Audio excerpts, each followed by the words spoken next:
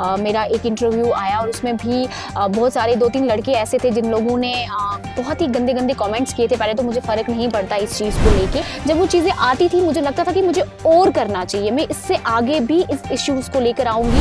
वो ये देखते हैं कि एक लड़की बात कर रही है, वो ये नहीं देख रही कि वो हमारे लिए बात कर रही है। तो उस टाइम पे ये दिक्कतें मुझे आई, लेकिन हाँ, ये चीज़ है कि कभी मुझे ये नहीं लगा कि मुझे ये चीज़ छोड़नी चाहिए। चलिए, बहुत शुक्रिया आप सभी का। आप अमेजिंग टीवी देख रहे हैं। मैं आपका मेज़बान शाहिद नज़ीर।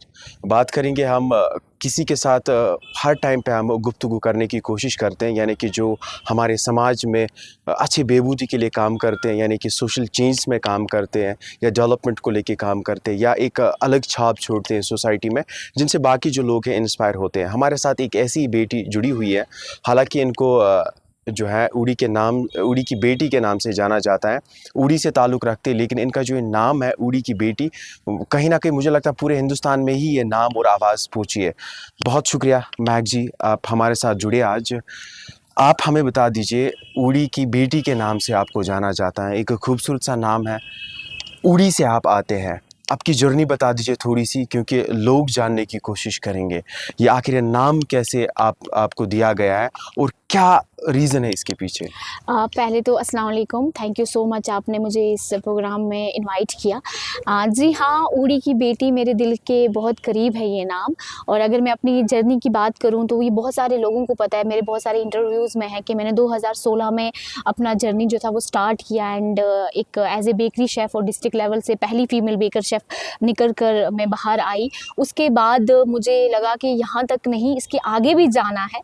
तो एज़ ए सोशल एक्टिविस्ट काम करने लगी, यूथ की आवाज़ बनी, लड़कियों की आवाज़ बनी और उस टाइम पे मैं बहुत सारे सोशल इश्यूज़ पे बात करती थी और ख़ासकर उड़ी में जो दिक्कतें हैं उन पे बात करती थी। तो तब ये नाम मुझे दिया गया उड़ी की बेटी, और ये मेरे दिल के बहुत ज़्यादा करीब है। अगर हम बात करें आपकी जर्नी की, काफ़ी खूबसूरत जर्नी रही है आपकी। हम रोज़ आपको देखते हैं क्योंकि आपकी वीडियोज़ आते हैं। हर टाइम पे आप किसी इशू को लेके बात करते हैं, सोशल चेंजेस को लेके बात करते हैं और काफ़ी लोगों को इंस्पायर भी कर रहे हैं।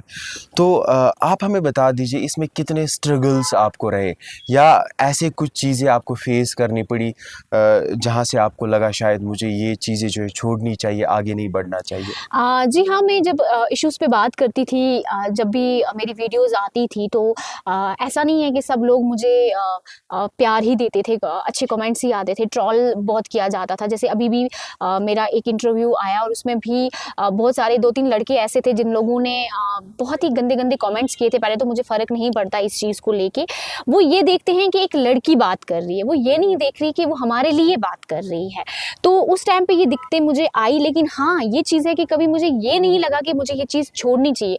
जब वो चीज़ें आती थी मुझे लगता था कि मुझे और करना चाहिए, मैं इससे आगे भी इस इश्यूज़ को लेकर आऊँगी और लोगों को अवेयर करूँगी कि हमारे उड़ी में, हमारे पूरे कश्मीर में क्या दिक्कतें हैं।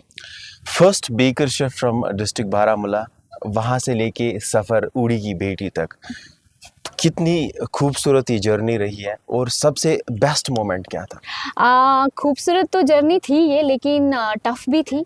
बहुत स्ट्रगल रहा, क्योंकि एक लड़की जब फ़ील्ड में निकल कर आती है तो बहुत सारे चीज़ों को फ़ेस करना पड़ता है।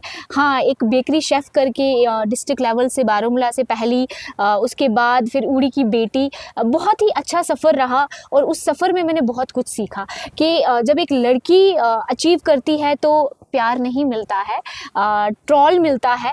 और ये भी सीखा कि जब आप कुछ पा लेते हो तो लोग आपको खींचने के लिए बहुत सारे आ जाते हैं उस टाइम पे। इस जर्नी में आप हमें बता दीजिए कि सबसे टफेस्ट मोमेंट और सबसे वो मतलब खतरनाक चीज़ जो आपके साथ घटी है, तब जाके फिर भी आपने इस कारवान को है आगे बढ़ाया। मैंने बहुत कम इंटरव्यूज़ में ये बात की है और मैं इतना बात करती नहीं, लेकिन मुझे लगता है कि मुझे बोलना चाहिए कि मेरे लिए सबसे जो टफ़ रहा, टफ़ भी नहीं, मैं इसको चैलेंज बोलूँगी, मुझे रोका गया, मुझे थ्रेट्स आए हैं। मुझे इंस्टाग्राम पे भी थ्रेट्स आते हैं, मुझे ये बोला जाता है कि पीछे हट जा, सुधर जा, ऐसे करके कि तुम लड़कियों को ये कर रही हो, गलत राह पे ले जा रही हो। एंड देन यू नो, मैं अगर इवेंट्स करती हूँ या अपनी आर्मी के बारे में कुछ बात करती हूँ, तो उस चीज़ को लेके कुछ लोगों को बड़ी पेन होती है। तो उस चीज़ को रोकने के लिए बहुत लोगों ने मुझे थ्रेट्स दिए हैं, लेकिन इतना बोलूँगी कि मैं कुछ गलत नहीं कर रही, और मेन चीज़ मैं अपने माँ बाप की नज़र में सही हूँ, तो लोग आएंगे रोकने के लिए, हम चलते रहेंगे। As Indian Army has been the truest guardians of our nation, आप उनके साथ इवेंट्स करते हैं, कहीं ना कहीं आपकी जर्नी में अगर हम बात करें या जिक्र करें, कैसे उसको बयान करने की कोशिश करेंगे? मैं बोलते हैं ना, कुछ चीज़ें ऐसी होती है हम उसको एक्सप्रेस नहीं कर सकते, वर्ड्स नहीं होते हैं।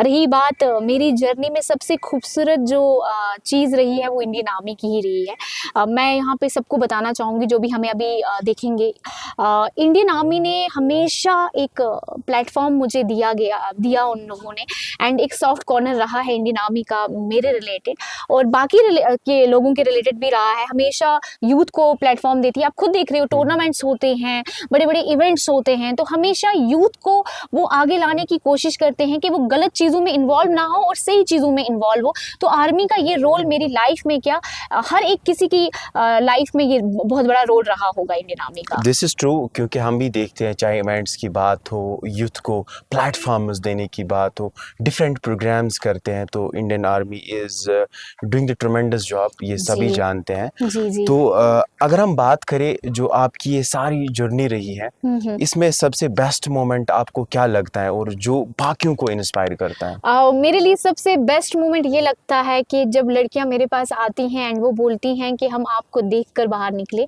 अभी मेरा एक इंटरव्यू हुआ, एक फीमेल ने ही लिया, एंड शी सेड कि मैं आपको ही देख के बाहर निकली हूँ। तो ये मेरे लिए एक बहुत बड़ी अचीवमेंट है।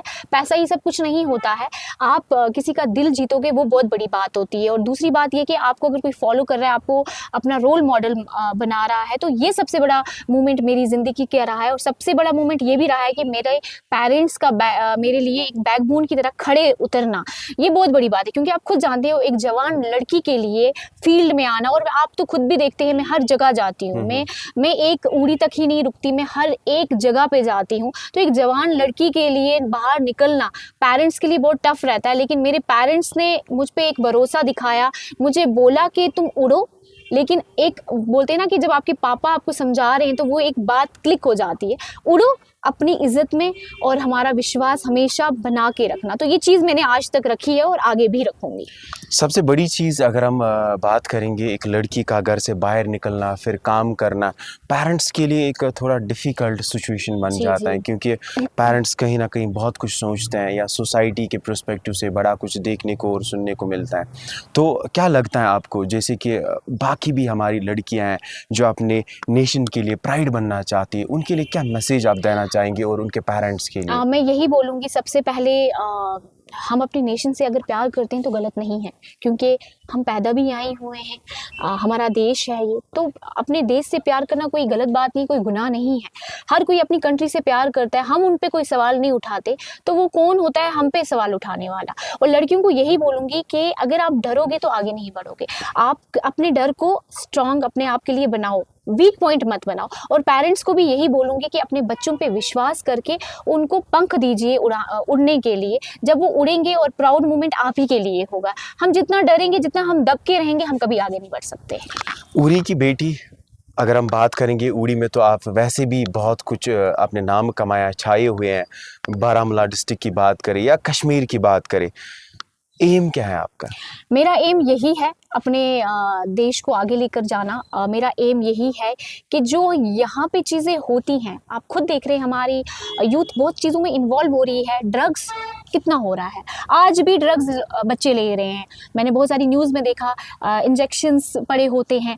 तो मेरा यही एम है कि हमें अपना प्रेजेंट और फ्यूचर को बचाना है। ये चीज़ें आपको बहुत गलत जगह पे ले जाएगी, ब्रेन वॉश किया जाता है, वो आपको सिर्फ यूज़ करते हैं, अपने लिए यूज़ करते हैं। अगर मैं बात करूं कि आप देखिए, हमारे कश्मीर में टैलेंट की कमी नहीं है, कूट कूट के भरा है हमारे कश्मीर में टैलेंट, बट उनको यूज़ करना नहीं आता। तो मेरा एम यही है कि हमें सबसे पहले अपने प्रेजेंट और फ्यूचर को बचाना है, अपने देश के लिए आगे बढ़ना है, और उन लोगों का मुंह बंद करना है जो आपको रोकने आते हैं। क्योंकि आप फर्स्ट फीमेल बेकर शेफ है डिस्ट्रिक्ट बारामूला से, आरजे भी है जी। और उरी की बेटी भी है, लोग किस नाम से आपको जानते और पहचानते हैं? मुझे सब बोलते हैं अब क्या बच गया है जो तुम्हें करना है, लेकिन पता नहीं क्यों ये मेरे दिल में एक चीज़ आती है हमेशा कि यहाँ नहीं रुकना है, आगे जाना है। और कुछ लोग मुझे बोलते हैं कि उड़ी की बेटी, हर जगह अगर मार्केट में जाऊँ तो उड़ी की बेटी, उड़ी की बेटी। कोई मुझे आरजे नहीं बोलता है, सब मुझे उड़ी की बेटी करके बात करते हैं। कोई मुझे बोलता है यू आर ए शेरनी, कोई मुझे बोलता है क्वीन, कोई मुझे अब मुझे बोलते हैं छोटा डॉन, क्योंकि मैं हर इश्यूज़ को जब उठाती हूँ तो एक कमेंट आया था छोटा डॉन करके, तो मैंने उसको बहुत पॉजिटिव वे में लिया है। तो मेरे लिए हर नाम मेरे दिल के करीब है, क्योंकि मेहनत लगी है यहाँ तक पहुँचने की। और इंशाल्लाह उड़ी की बेटी सिर्फ कश्मीर तक नहीं, हिंदुस्तान के हर कोने में उसका नाम दिल में, हर किसी के दिल में उसका नाम होगा ज़रूर।